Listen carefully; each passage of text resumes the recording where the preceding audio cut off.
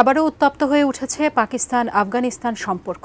এবার কাবুলকে সরাসরি যুদ্ধের হুঁশিয়ারি দিলেন পাকিস্তানের প্রতিরক্ষামন্ত্রী খাজা আসিফ। কিন্তু হঠাৎ কেন এমন হুঁশিয়ারি দিলেন পাক প্রতিরক্ষামন্ত্রী? এ নিয়ে বিস্তারিত থাকছে সাদিয়া সিদ্দিকার রিপোর্টে।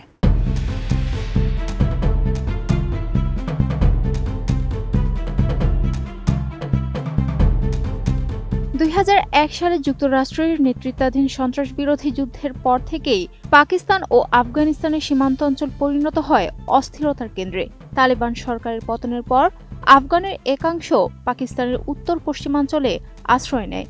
সেই সময় থেকে ইসলামাবাদ অভিযোগ করে আসছে, কাবুলের ভেতর থেকে পাকিস্তানের সন্ত্রাসী হামলা পরিচালিত হচ্ছে। বিশেষ করে তেহরিকে তালিবান পাকিস্তান টিটিপি দীর্ঘদিন ধরেই আফগান সীমান্তকে ব্যবহার করে দেশটির নিরাপত্তা ব্যবস্থায় চরম হুমকি সৃষ্টি করছে। চলতি মাসে ইসলামাবাদের কেন্দ্রীয় এলাকায় সংঘটিত এক আত্মঘাতী বোমা হামলার ঘটনা ঘটে। এরই প্রেক্ষাপটে পাকিস্তানি প্রতিরক্ষামন্ত্রী খাজা আসিফ কাবুলকে সতর্ক বার্তা দিয়ে এবার যুদ্ধের হুঁশিয়ারি দিয়েছেন। সেই বিস্ফোরণে 12 জন নিহত এবং 36 জন আহত হন। হামলার দায় স্বীকার করেছে তেহরিকে তালিবান পাকিস্তান টিটিপি। জিও নিউজের সাক্ষাৎকারে খাজা আসিফ দাবি করেন যে পাকিস্তানের সংঘটিত সন্ত্রাসী কার্যক্রমের সঙ্গে সরাসরি সংযোগ রয়েছে আফগানিস্তান স্বশাসিত অঞ্চলের কিছু ঘাঁটির। তিনি বলেন, এই সন্ত্রাসীরা সেখান থেকে এসেছে এবং গত 1 বছরে প্রায় 2.5 থেকে 3 হাজার সদস্য আফগানিস্তান থেকে পাকিস্তানে প্রবেশ করেছে। মন্ত্রী জানান, নিহত সন্ত্রাসীদের প্রায় 55%ই আফগান নাগরিক। RICL TMX, যুগের পর যুগ স্থাপনা থাকে মজবুত।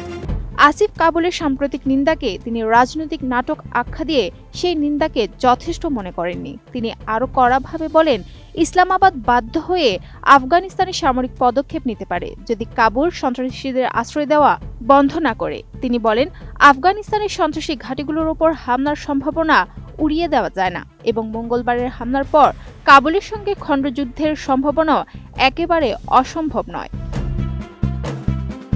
সামাজিক যোগাযোগ মাধ্যম এক্সে তিনি সরাসরি লিখেন, আমরা এখন যুদ্ধাবস্থায় আছি এবং ইসলামাবাদ জেলা আদালতের ওই আত্মঘাতী হামলাটি সারা দেশের জন্য সতর্কবার্তা হিসেবে চিহ্নিত করেছেন। খাজা আসিফ আফগান সরকারের ঐক্যকে সন্দেহ প্রকাশ করেছেন। তিনি বলেন, তালেবান শাসন একক নয়, বরং বিভিন্ন স্বার্থ সংশ্লিষ্ট গোষ্ঠী ও এজেন্ডার সমন্বয়ে গঠিত একটি জটিল কাঠামো। তিনি আরও দাবি করেন, কিছু গোষ্ঠী ভারতের সঙ্গে যুক্ত এবং অন্যরা ভিন্ন শক্তির দ্বারা পরিচালিত। এই হামলাগুলো ভারতের মাধ্যমে পরিচালিত আগ্রাসনের অংশ হিসেবে পাকিস্তানে প্রবাহিত হচ্ছে। খাজা আসিফ স্পষ্ট করে বলেছেন, পাকিস্তান কখনোই প্রথমে আক্রমণ শুরু করবে না, তবু যদি কেউ আগ্রাসন চালায় পাকিস্তান চুপ করে থাকবে না। প্রয়োজনে কঠোরভাবে প্রতিউত্তর করা হবে। তিনি আইনশৃঙ্খলা ও সামরিক বাহিনীকে উতরে আসার কথা উল্লেখ করেছেন এবং জনগণের নিরাপত্তা রক্ষায় প্রতিদিন সেনাবাহিনী যে আত্মত্যাগ করছে সেটিও তুলে ধরেছেন।